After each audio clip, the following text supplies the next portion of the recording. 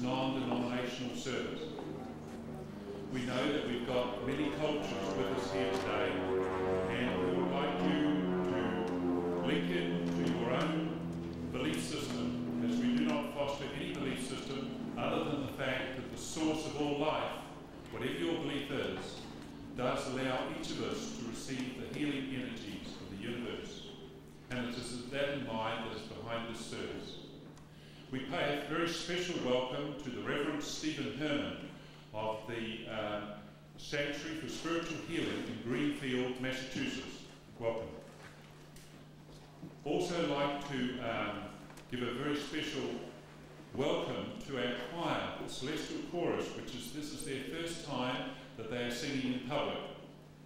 And when we mentioned this to them, they accepted the challenge, and I think you'll be suitably impressed. Well, I'd now like to call on the Reverend Hermann to open this service in prayer. Infinite Spirit God, we ask for love and truth. We ask that each one of us be touched by the presence of your healing. We ask that each one of us open up the beautiful light and the beautiful healing that's available. And we ask that we all experience the power of the Spirit, the power of your inspiration. And may the healing work through us and with us, whether it be of mind or of body, and help us to make us whole and be filled with your harmony and love. We ask this in truth and light. Amen.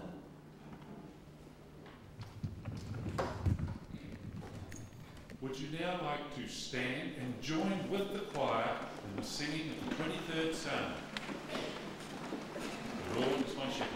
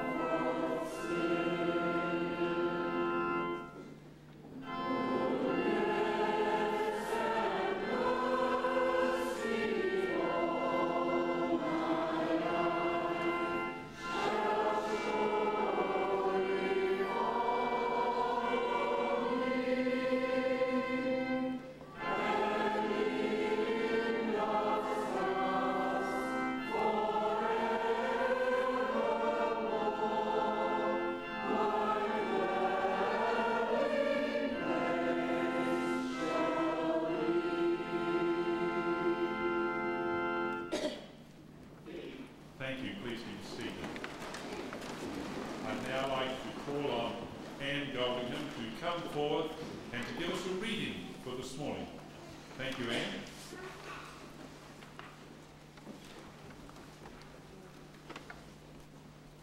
Good morning.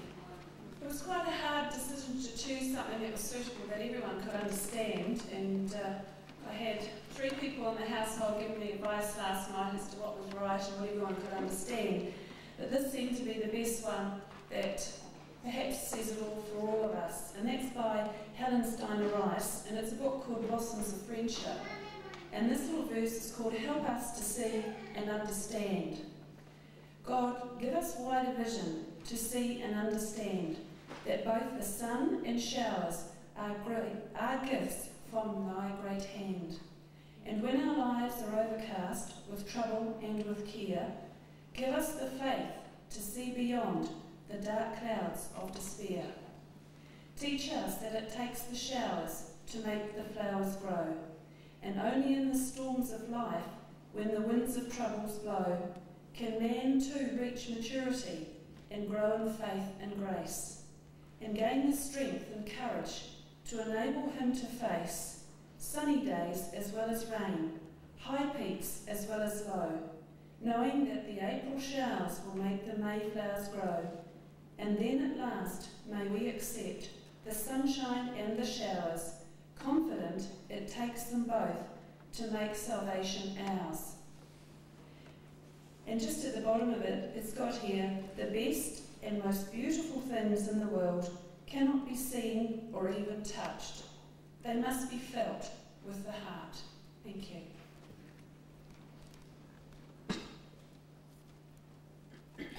Thank you, Anne. That was lovely.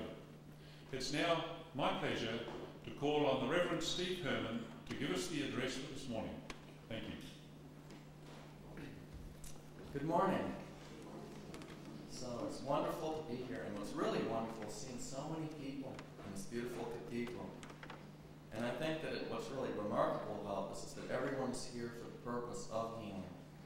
Because in my own ministry in the United States and my travels throughout the world, I think the major focus of my work is with the healing. And of course what I'm working with is really the spiritual healing. Because when we work with this, we're not so concerned with just curing the physical body or fixing the vehicle that we're here within on this physical plane.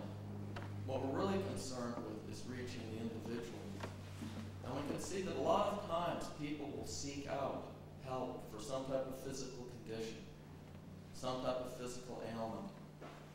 But if we really examine a lot of these types of situations, we also see that the mind and the emotions of that individual might be somehow out of balance. So ultimately, when we're working with any type of healing, we don't want to just cure the body, because ultimately this body that we're in is something which is temporary. It's a way of expressing ourselves while we're here in this physical world. And ultimately we have to be able to reach the individual on the inside.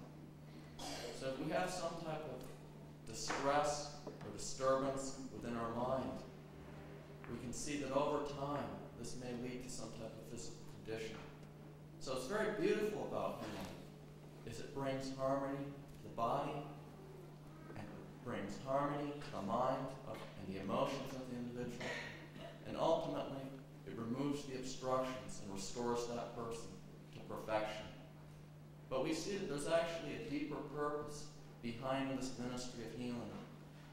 Because we may fix the body, but if we really haven't changed our consciousness, if we really haven't altered our own perception of ourselves, then there's something that's going to be missing. There's going to be a crucial component that hasn't been there. And we can see in our life here on earth, we have so many blessings that have been given to us by God. We have so many opportunities to reach out to people around and about us. And many times when we see someone who might be a bit negative toward us, and it might be within our family, or it might be in our professional or work situation, we can see that this negativity that they might be projecting has so much to do with what's going on the inside. And when we're concerned with healing, yes, we want to help the physical body, but ultimately we want to touch that individual on the inside. And I see in my work, within my ministry, so many people that will come for the counseling or the healing. And oftentimes, there's patterns within their mind and pain that they've held on to within their heart. And And yeah, we can help the body, but if we're not able to alleviate whatever those patterns are and help that person to nurture and care about themselves, then there's something which is going to be missing. Now, a lot of times when we approach healing, we think of it as some type of supernatural or special gift that is outside the ordinary realm of experience. But what I always emphasize is that there's only one ingredient that's necessary for any type of healing of the spirit, and that ingredient is love. And that ingredient of love is not something that only a few people have. It's not some type of remarkable power that's beyond your own capability. Ultimately, the source of all healing comes from God. Now, many of us here may be from many different religions, or many different theological or philosophical perspectives. But we understand when we work with the healing that we're only instruments for a higher power. And later on in the service, we are going to have the laying on of hands, in which many beautiful gifted healers are going to work with bringing through this healing for other people from the divine source. But I want to emphasize that everybody here has that gift of the Spirit. Everybody here has that capability to heal. And ultimately, it has to do with our own consciousness and being able to open up to ourselves, being able to open up to God, and being able to help other people. And we can see that in our own lives, we're going to be placed in so many different situations. And we may have to deal with people that literally it's very difficult to respond lovingly to them. But these are the real challenges that we want to be able to apply our spirituality to. Because if we're not able to love others as ourselves, and this is what the great teacher Jesus taught, love thy neighbor as thyself. And if we really look and examine all the different religions of the world, there's this component that's there. So this is what healing is about. And sometimes we can see that someone has some type of disturbance, perhaps within their body, and there may be some disharmony within their mind, and they seek healing. And ultimately, for the healing to take place, they have to be able to love themselves. They have to be able to take the responsibility to change their patterns of thinking. And as we alter our patterns of thinking, we also bring about change within our own lifestyle. Now, for example, you might have someone who comes for healing. They have some type of arthritic condition. Now, the healing is going to help on a physical level with that condition. But if the person's not doing their part, maybe they sleep in a very cold, clammy basin, what's going to happen? You know, they're literally continuing the same type of physical situation that's causing the problem to begin with. As I say, that healing always works. And of course, when we're working with healing, it's not something which is conditioned. It's something that reaches us for the highest possible good. And I know whenever I pray for healing for somebody else, I always ask that that person receive a blessing, that that individual be touched by the divine love for whatever they might need. And sometimes we can see that maybe we aren't able to, within our own human egos, to see the actual overall picture of the situation. And we want to keep that in mind. Sometimes someone may be going through a lot of physical discomfort and pain, yet it's oftentimes with that type of challenge that they make the most growth on a soul level. It's oftentimes when we have to deal in our own daily life with situations where there might be people who are negative, where we have to be able to express the love, because that's ultimately when the healing is going to take place. And of course, we have to love ourselves. And as we're doing that, we're also going to be able to love other people and help other people. And each one of you is able to be an instrument for that higher power of God. Each one of you has the ability to work with the healing. And sometimes we see the laying on of hands is what we're going to be doing here in the service. And that's really just an external motion that represents what's taking place. Because if you pray for another individual, if you put out that thought of love to them, and it doesn't matter whether they're in the same room, it doesn't matter if they're literally on another continent, that individual that you pray for will be touched and will receive the healing. And this healing isn't a matter of belief. It isn't a matter of faith. It's a reality of the Spirit. And we can see that with our own daily life, that when we put out the love, and when we put out that positive, compassionate energy to other people, it's going to reach those people. We may not always see this on an external type of level. The great saintly personality, Mother Teresa of Calcutta, she always emphasized that we want to just think of ourselves as being tiny pencils for God to work with, tiny instruments for the greater power to reach people. And I strongly believe, and I have found from my own experience, that if you pray and ask God to work with you, if you ask God to serve and to help, you will be given the opportunities. And sometimes it may be just the words that you share and express with your sister or your brother within your professional situation, perhaps a neighbor, or whatever the circumstance that may be the healing. Sometimes it may just be the smile or the kindness that you express within your daily affairs. But we don't want to separate ourselves from God.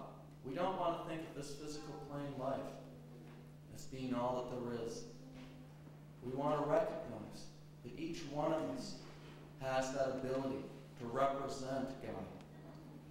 And the power of the Spirit is vast. The power of the Spirit is unlimited. But it works according to the natural laws of the universe.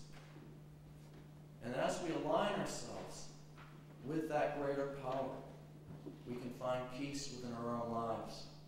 Now, we may individually have different difficulties. We may be facing various challenges, and some of these challenges we may literally not feel as if we have any answer.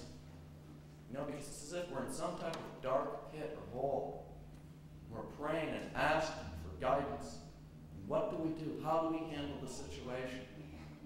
But I can guarantee you that it's in those types of situations in your life, oftentimes, when God is the closest to you.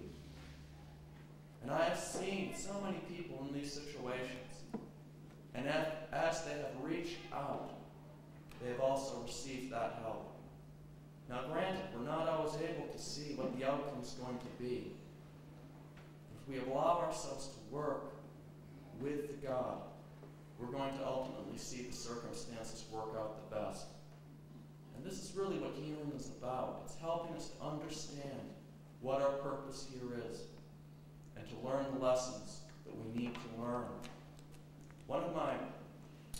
There was this one healer who inspired me so much for many years. He passed over in 1976, and his name was Hermann. And he worked for decades with the healing ministry, internationally, working with the power of the Spirit and helping people. He founded a healing sanctuary in Surrey, south of London, a large mansion and estate out in the country. And I can remember visiting this place because you could feel the love when he walked into the sanctuary. But he expressed the purpose of healing was to touch the individual's latent divinity and make them realize what the purpose of life was all about. All of us are healers. And I would ask you to consider, as you move ahead within your own life in the days and weeks to come, to look for these opportunities. There may be someone in your situation who's having so many problems. These are the people that need the healing the most. It may be the individual who's giving the most difficulty to you. But healing's not dependent on any type of motion of the hands. It's not dependent upon any physical technique. It's dependent upon compassion and love. And all of you have God within your hearts. All of you are capable of loving others and reaching out to others. We truly are brothers and our sisters, keepers. while we're here on this earth. And a great inspiration to me was this Native American teacher named Silverbirch. And he brought much spiritual philosophy when he was here on the physical plane. He helped so many people. There's quite a number of books that contain his philosophy, but a lot of what he worked with was healing. And of course, when he approached healing, he approached it from the Native American tradition. And these are some of the words I wanted to close by sharing from Silverbirch concerning healing. And this is what Silverbirch says. I would like you to know of this great power which is in your midst, power which enables you not only to heal the sick, but to touch the souls of those who are ready to be awakened to an understanding of the great eternal truths. This is the whole reason for healing. If you put right what is wrong with the physical body, and you do not touch the spirit, then the healing has failed. But if you touch the spirit, then the healing has succeeded, for you have helped to fan the divine spark which can now grow in illumination and strength. This ours is the purpose behind the work of healing. Healers were born into this world in order to help the plan of the Great Spirit, to bring realization of eternal truths and eternal realities to so many of the children who do not know who they are, why they are born into your world, and what it is they must do before they leave it. That is the greatest work of all. If you succeed in awakening one soul, then your life on earth has not been in vain. One soul, that is enough to justify your existence. So may God bless each and every one of you.